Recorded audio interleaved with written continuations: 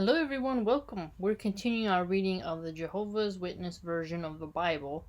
We are in Deuteronomy chapter 12, picking up on verse 19 where we left off. Let's begin. Watch out for yourself that you may not abandon the Levite all your days on your soil.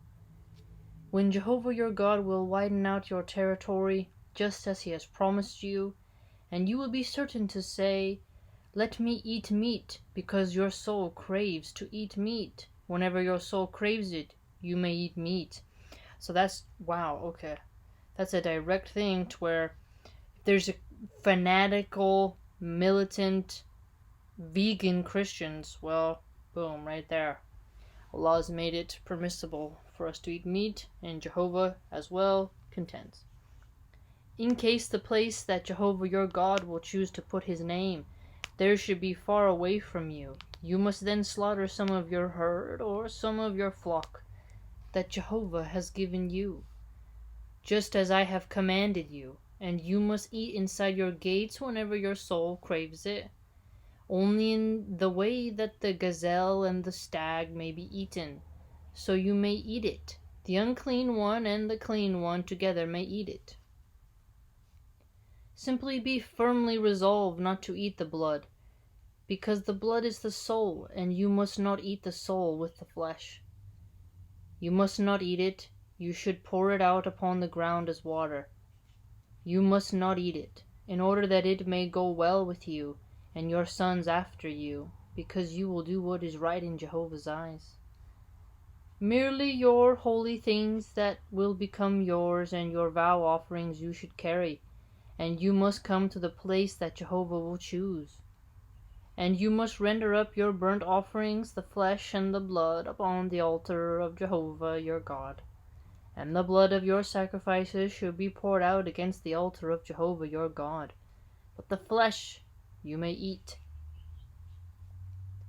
Watch, and you must obey all these words that I am commanding you, in order that it may go well with you, and your sons after you to time indefinite, because you will do what is good and right in the eyes of Jehovah your God.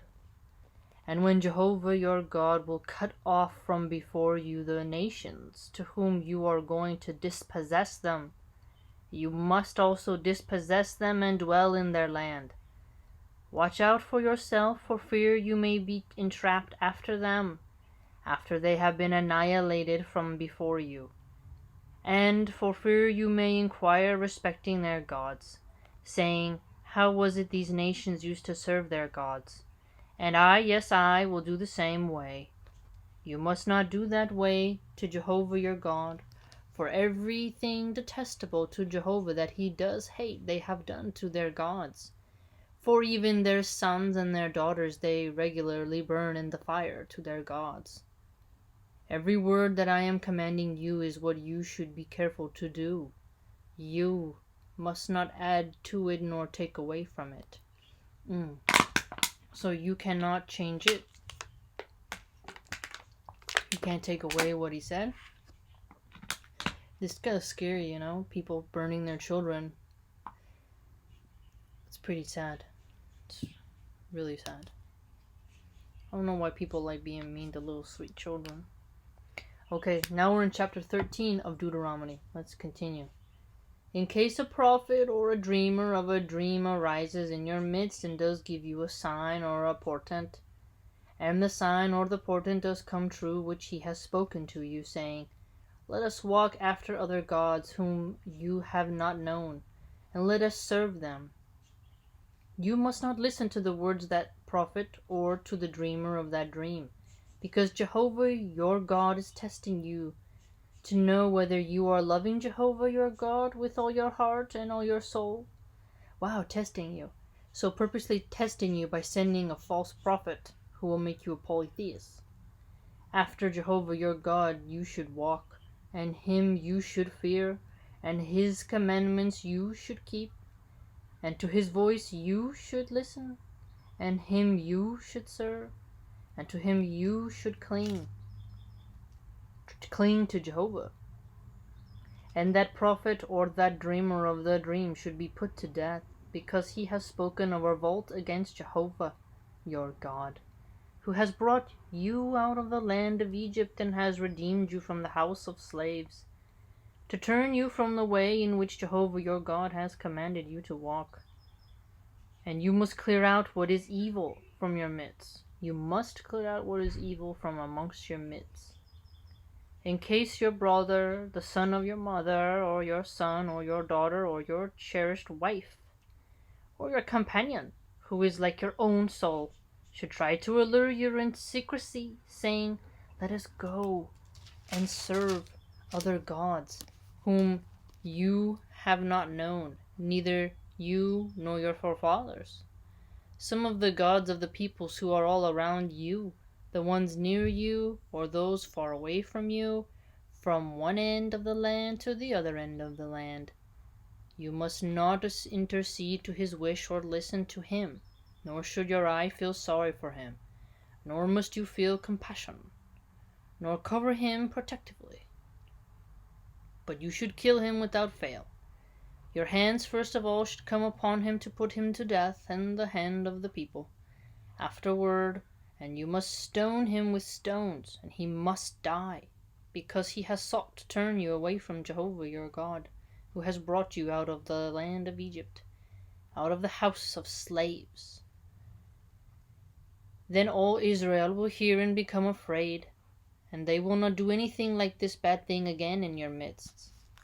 In case you hear it said in one of your cities, which Jehovah your God is giving you to dwell there, good-for-nothing men have gone out from your midst, that they may try to turn away the inhabitants of their city, saying, "Let us go and serve other gods, whom you have not known." You must also search and investigate and inquire thoroughly, and if the thing is established as the truth, this detestable thing has been done in your midst, you should without fail strike the inhabitants of that city with the edge of the sword. Oh, the edge of the sword. Let's highlight that one.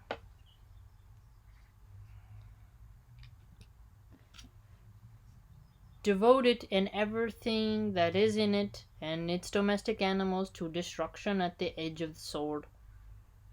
And all its spoils you should collect in the middle of its public square, and you must burn in the fire the city and all its spoil as whole offering to Jehovah your God. And it must become a heap of ruins to time indefinite. It should neither be rebuilt. This is interesting. Wow, very interesting, very cool. It's a very stern tone that I forgot.